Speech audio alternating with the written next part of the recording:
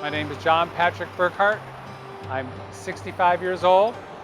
I arrived in Indiana with 2 suitcases and a backpack, and I do dumpster dive art. John was born in Sayre, Pennsylvania. For most of his early life, he never had the opportunity to flex his artistic muscles. In the late 60s, he attended IUP and switched his major to elementary arts education. He went on to work at the top of the visual merchandising industry for high-class stores like Saks Fifth Avenue and duty-free shoppers. Then, in 2001, he left his career to care for his parents. My dad had some surgery unexpectedly done. It wasn't a very good process. They actually thought that at the time he was only going to be around for about 6 months. So with my career being the way it was easier for me to sort of pack up and go home. The best part was that after 6 months, my dad was still alive. It wasn't like he died. Things got better and we were able to go along for another like 10 years. And those responsibilities were ended for me December 10th of 2012. So I got my suitcases and my backpack, and my next door neighbors took me over to Waverly, New York, and got on a bus and took off. So I was just going through the whole scope of things, of where to go, and I remember Indiana, PA. And it took a while by bus to get up here, but I got up here and I didn't know where really to go. So when I did arrive, I went down to, we used to call it the Newman Center, but it's the St. Thomas More Church on campus. And Father Michael was there at the time, and he and his team put me in contact with the homeless shelter in Blackwood. I was, did the stuff to get myself going again, whatever.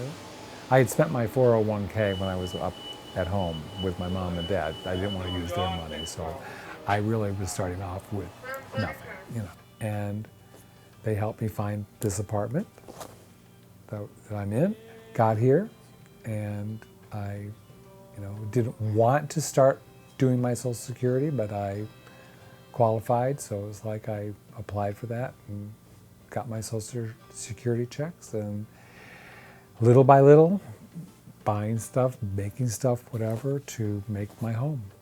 Surely out of necessity, when I first moved here, Sean, I only had my 2 suitcases and a backpack. Yes, I slept on an air mattress, and anything that you see in this apartment did not exist.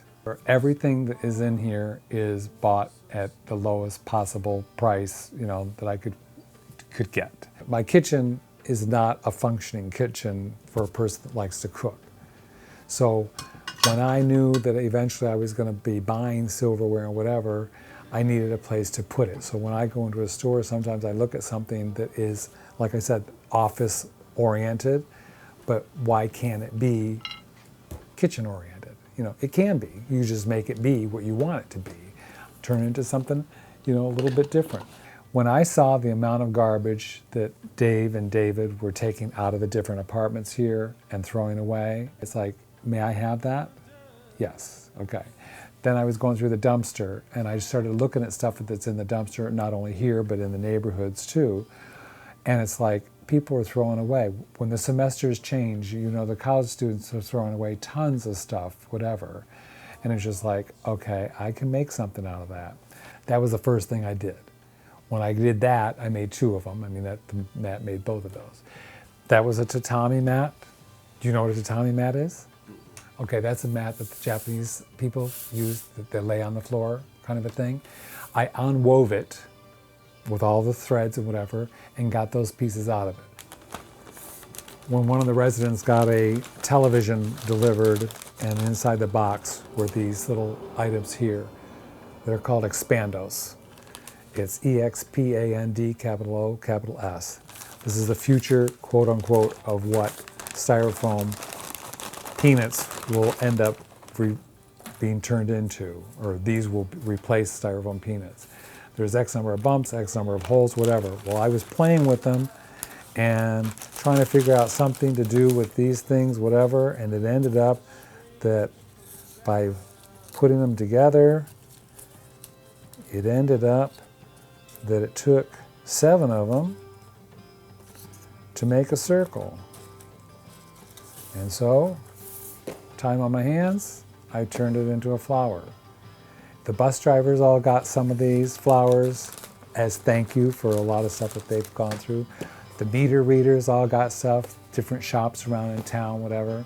I do joke with the people that they aren't to overwater it. We don't want them to, to kill the plant by overwatering it. And I like humor. I mean, you know that.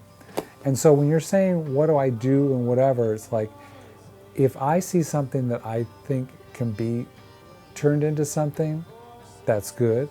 But if I can have fun doing it or have other people laugh at something that I may make out of something that's garbage, then I feel like I'm doing a good job. I'm having a good day, kind of a thing. I relate to my own experiences, whatever. I am a visually oriented person. I don't always draw everything that I have an idea for, whatever. It's in my head, and because I'm very hands-on in most things I do, I just start working with materials and learn through the process. When I see something or if I have a task at hand for a project, I look at all the directions that people are going to be seeing it, especially in a retail environment.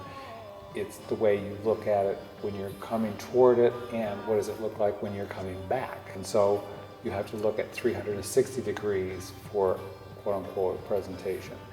There's things that I learned even in art. And this will be a prime example right here with this. We learned about the artwork Madonna and Child. And in that statement, it is Mary's head, Christ's head, and her arms. It is a high, medium, and low. And taking that concept, you will even see in this flower arrangement, there is a high, there is a medium, and there is a low. And things in 3s, 5s, 7s, 9s, 1 also, things that are odd numbers seem to work better because it's uneven.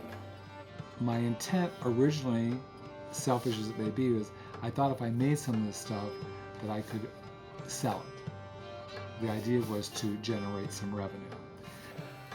I want to do something. I want to be productively busy. Yes, I do want to make some money too. But it wasn't like I was trying to become a millionaire, by working in the neighborhood.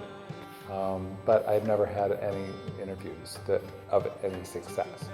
So my intent is to make some money because I am on a very fixed income, and I would like to explore some other avenues of creativity and invention.